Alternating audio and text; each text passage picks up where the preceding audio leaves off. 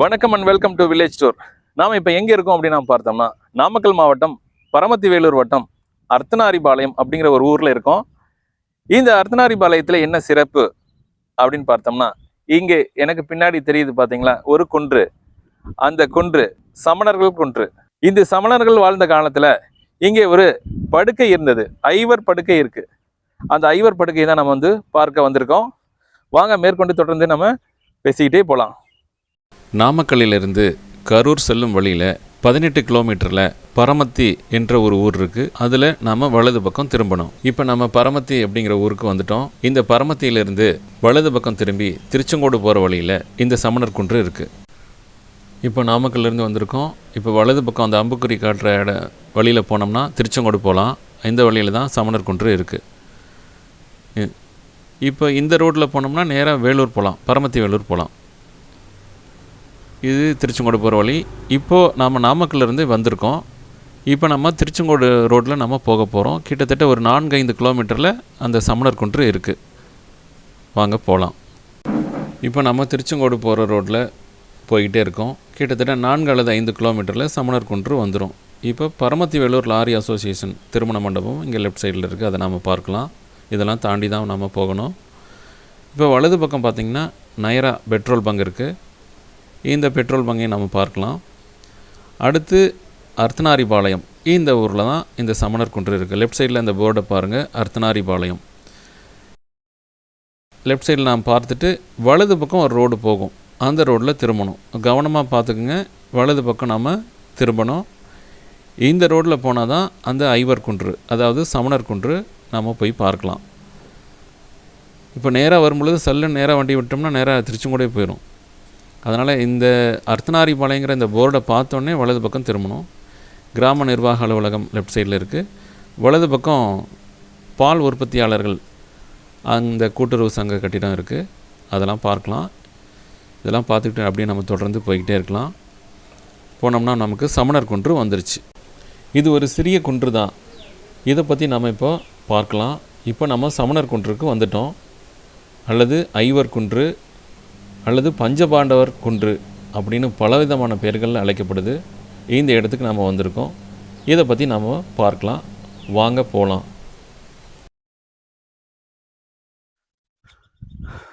வாங்க இந்த சமண முனிவர்களினுடைய படுக்கையை பற்றி நம்ம இப்போ பார்க்க போகலாம். இங்கே சமணர்கள் தங்கியிருந்ததாக ஆதாரங்கள் இருக்கின்றது. வாங்க அதை பற்றி நம்ம தெளிவாக தெரிஞ்சுக்கலாம், போகலாம். இங்கே தெரியறது பார்த்தோன்னா இதுதான் வந்து குன்றுகள். இந்த குன்றுகளில் தான் சமணர்கள் வாழ்ந்ததாக கூறப்படுகின்றது. சமணர்கள் வாழ்ந்தபோது அங்கே அதை மதத்தை பற்றி பரப்புவது, மக்களுக்கு நன்மை செய்வது, இந்த மாதிரிலாம் அவங்க பண்ணிகிட்டு இருந்திருக்காங்க. இங்கே இந்த குன்றினுடைய அடிவாரத்தில் மக்கள் வந்து வழிபட்டு இருக்காங்க,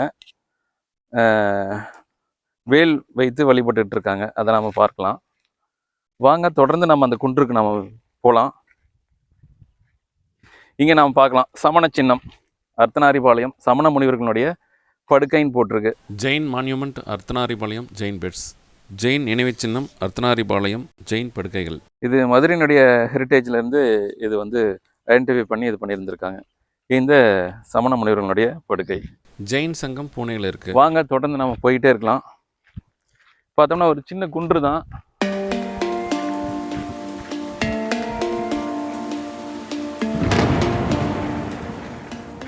காற்று கொஞ்சம் பலமாக வீசுது.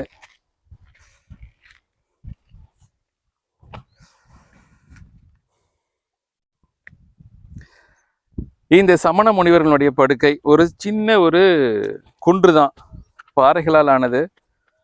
இந்த குன்றுன அந்த ஐவருடைய படுக்கை இருக்கிறது. தொடர்ந்து நம்ம பேசிக்கிட்டே போகலாம். வாங்க என்னுடைய பின்னாடியே கன்டினியூ பண்ணுங்க. வெயில் பலமாக அடிக்குது. காலையில் நேரத்துலேயே வந்துட்டோம். இப்போ கிட்டத்தட்ட 9 மணி இருக்குன்னு நினைக்கிறேன். வெயில் கொஞ்சம் அதிகமாக தான் இருக்குது இந்த மே மாதத்தில். வாங்க நம்ம தொடர்ந்து பேசிக்கிட்டே போகலாம். இந்த ஐவர் குன்று, இந்த சமண முனிவர்கள் இங்கே வாழ்ந்ததாக இங்கே தகவல்கள் இருக்குது. அது மட்டும் இல்லாமல் ஆதாரங்கள் இருக்கின்றது. இங்கே ஐவர் படுக்கை இங்கே இருக்குது. அதே மாதிரி ஒரு குட்டை போன்ற ஒரு அமைப்பும் ஒன்று இருக்குது. இப்போ நம்ம முதலாவதாக பார்க்க இருப்பது ஒரு குட்டை போன்ற ஒரு அமைப்பு இருக்கு. சமண முனிவர்கள் இங்கே வாழ்ந்து அந்த இடத்துல நீரானது இருந்திருக்கிறது.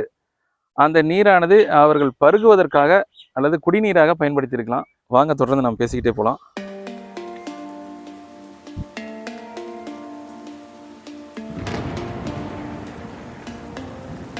இங்கே பார்த்தோம்னா ஒரு படிக்கட்டுகள் இருக்கு. இந்த படிக்கட்டுகள் தான் இங்க பார்த்தீங்கன்னா ஒரு ஒரு சின்னதா ஒரு 2 பாறைகளுக்கு இடையே ஒரு அமைப்பு இருக்கு. அதுல சில படிக்கட்டுகள் இருக்கு. படிக்கட்டுகள்ல இறங்கி வந்தோம்னா குளத்துல அந்த சின்ன குளம் போன்ற ஒரு அமைப்பு, அதுல நீரானது இருக்கு. இது சமண முனிவர்கள் இங்கே வாழ்ந்து இந்த நீரை குடிநீராக பருகி இருக்கலாம் அப்படிங்கிற ஒரு நம்பிக்கை இருக்கு. வாங்க அப்படியே உள்ளுக்குள்ள இறங்கி வாங்க, அப்படி தொடர்ந்து நம்ம போலாம்.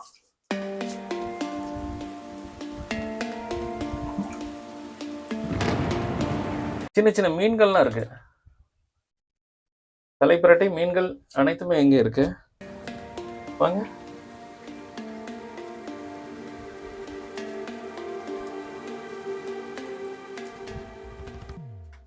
பார்த்தோம் என்றால் அந்த கடைசி வரைக்குமே இந்த நீரானது இருக்கு. குட்டை போன்று இங்கே தேங்கி இருக்கின்றது. தண்ணீர் மிக தெளிவாக இருக்குது. இந்த பாறையிலிருந்து வரக்கூடிய நீர் தான்.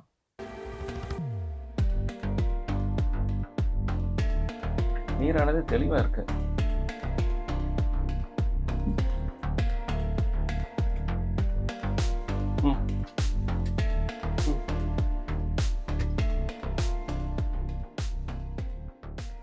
இந்த நீரானது தெளிவாகவும் குடிப்பதற்கு அருமையான நீராகவும் இருக்கிறது.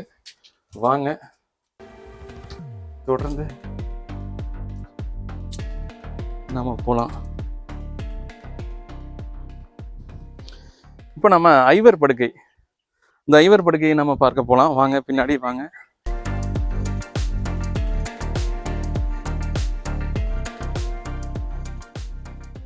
மேலே இருந்து பார்க்கும் பொழுது இந்த சுனையானது சுனை இல்லை, இது தேங்கி இருக்கக்கூடிய நீர் தான், அது நமக்கு தெரியுது. இவ்வளவு நீளமாக இருக்கு. இதுல 2 பாறைகளுக்கு இடையே இந்த நீரானது தேங்கி இருக்கிறது. இப்போ ஐவர் படுக்கையை பார்க்க வந்திருக்கோம்.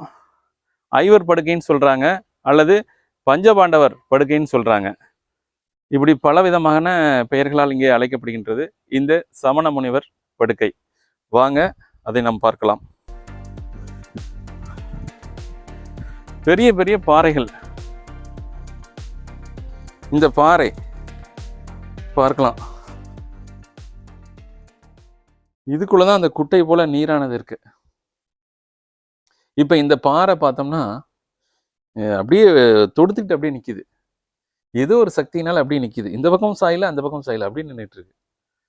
இது இது ஒரே பாறை. இது பிட்டு பிட்டா தனித்தனியா இருக்கு. 1 2 3 4 துண்டுகளா இருக்கு இந்த பாறை. அதை பார்க்கலாம். ஆனா தண்ணீர் அப்படியே கண்ணாடி மாதிரி இருக்கு. சூப்பரா இருக்கு. இதை பயன்படுத்தியிருப்பாங்கன்னு நினைக்கிறேன் குடிநீரா. இந்த சமண முனிவர்களுடைய படுக்கை இங்கே அருகில இருக்கு. மொத்தம் 5 படுக்கைகள் இருக்கு. 1 2 3 4 5 மொத்தம் 5 படுக்கைகள் இங்கே காணப்படுகின்றது. இது ஒரு படுக்கை, இது ஒரு படுக்கை, இது ஒரு படுக்கை 3, இது ஒரு படுக்கை 4, இது ஒரு படுக்கை 5. 5 படுக்கை. இங்கு தலையை வைப்பதற்காக ஒரு சின்னதா ஒரு இது இருக்கு.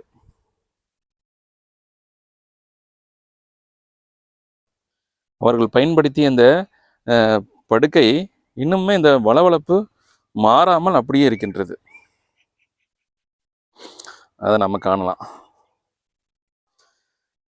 இந்த 5 படுக்கைகளும் அதனுடைய வளவளப்பு மாறாமல் அப்படியே இருக்கு. இன்னுமே எவ்வளவு ஆண்டுகள் கழித்து இது இப்படியே இருக்கு.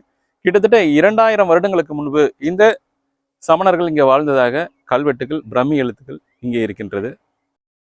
பெரிய பாறைகள், பெரிய பாறைகளுக்கு கீழ்ப்புறமாக இந்த படுக்கையானது அமைக்கப்பட்டிருக்கு. வெயில் அடிக்காத மாதிரி இங்க இருக்கு. பார்க்கலாம். இங்கே பாறைகளில் பிளவு இருக்குது, அதை கொஞ்சம் பாருங்க. இந்த பிளவுகள் இருக்கு. இப்படியே நாம் போனோம்னா இந்த பக்கமாக நாம் போகணும் அப்படின்னு பார்த்தோம்னா அப்படியே போகலாம். ஆனால் கொஞ்சம் ஜாக்கிரதையாக போகணும், வலிக்கு விட்டுற மாதிரி இருக்கு. பார்த்து வாங்க, வலிக்கு விட்டுரும்.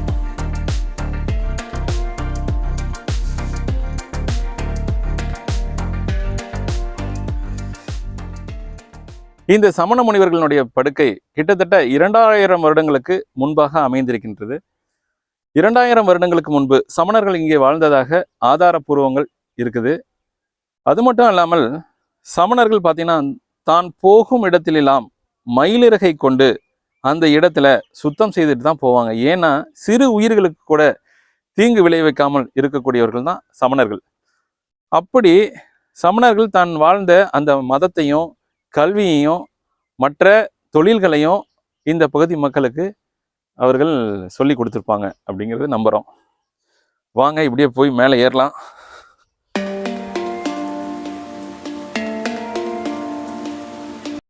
வாங்க இந்த குன்றினுடைய மேல் பகுதிக்கு நம்ம வந்துட்டோம். இந்த மேல் பகுதியில் என்ன இருக்குதுங்கிறத பார்க்கலாம். அப்படியே நம்ம தொடர்ந்து பார்த்துக்கிட்டே போகலாம். பாறைகள், கற்கள் எல்லாமே இருக்கு. அதில் அவர்கள் விட்டு சென்ற அந்த நினைவு சின்னம் மட்டும் அப்படியே இருக்கு. நம்ம இந்த 2 பாறைகள் சொன்னோம் இல்லையா, இங்கே வாங்க, இங்கே 2 பாறைகள் சொன்னோம் இல்லையா, அந்த பாறைகளுக்கு இடையில இருக்கக்கூடிய அந்த சந்து, இதில் தான் அந்த நீரானது அதில் இருக்கு. பார்க்கலாம்.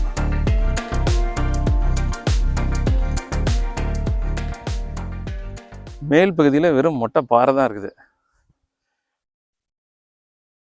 தற்கால இதெல்லாம் வரலாற்று சுவடுகள். இந்த வரலாற்று சுவடுகள் நாம் இன்னும் அழியாமல் பாதுகாக்கணும். இன்னும் வருங்கால தலைமுறையினருக்கு நம்ம விட்டுட்டு போகலாம். பின்னாடி தெரியுது பார்த்தீங்களா, பெரிய பாறை. அப்படியே ஒவ்வொரு பாறையும் அப்படியே ஏதோ ஒரு சக்தினால அப்படியே நிற்கிது. சின்ன சின்ன பாறைகள்லாம்.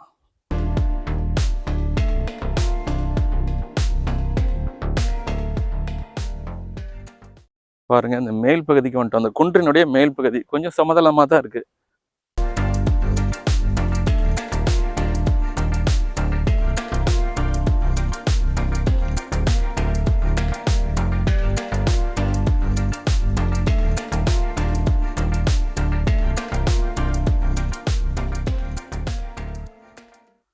குன்றினுடைய மேல் பகுதியில் நாம் நிற்கிறோம். இங்கே மேலே லைட்லாம் போட்டிருக்காங்க, ஏதோ ஏதாவது செஞ்சுருக்காங்க. இன்னும் அங்கே பார்த்தீங்கன்னா அங்கே ஒரு வழிபாடு நடந்திருக்கு. இப்போ கூட இன்னைக்கு காலையில் கூட ஏதோ பண்ணிட்டு போயிருக்காங்க, பால்லாம் ஊற்றிட்டு போயிருக்காங்க. இதெல்லாம் ஒரு ஐதீகம், நம்பிக்கை.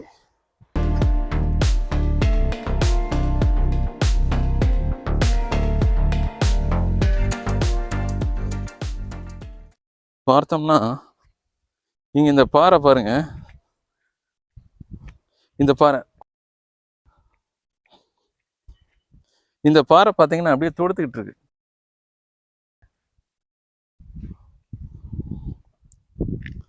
இந்த பாறை அப்படியே தொடுத்துக்கிட்டே இருக்கு, அசைக்கவே முடியல. ஆனால் தொடுத்துக்கிட்டே இருக்கிற மாதிரி இருக்கு. பார்க்கலாம்.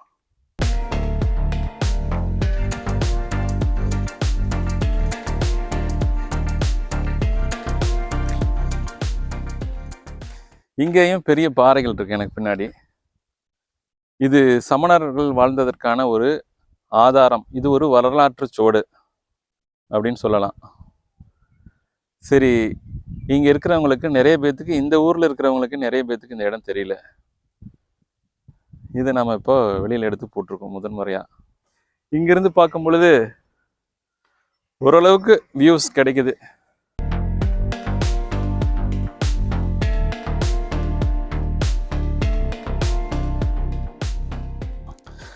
இந்த சமணர் குன்றை நாம் சுற்றி காமிச்சிட்டேன். என்னால் தெரிஞ்ச வரைக்கும் நான் உங்களுக்கு கவரேஜ் பண்ணியிருக்கேன் அப்படின்னு நினைக்கிறேன். மீண்டும் நம்ம அடுத்த வீடியோவில் சந்திக்கலாம். மறக்காமல் வில்லேஜ் டூர் சேனலுக்கு சப்ஸ்கிரைப் பண்ணுங்கள். நன்றி, வணக்கம். கடைசியில் அந்த பெல் ஐக்கானையும் அப்படியே தட்டி விடுங்க. அப்போ தான் நான் போடுற வீடியோலாம் உங்களுக்கு வரும், பார்க்கலாம். Okay bye.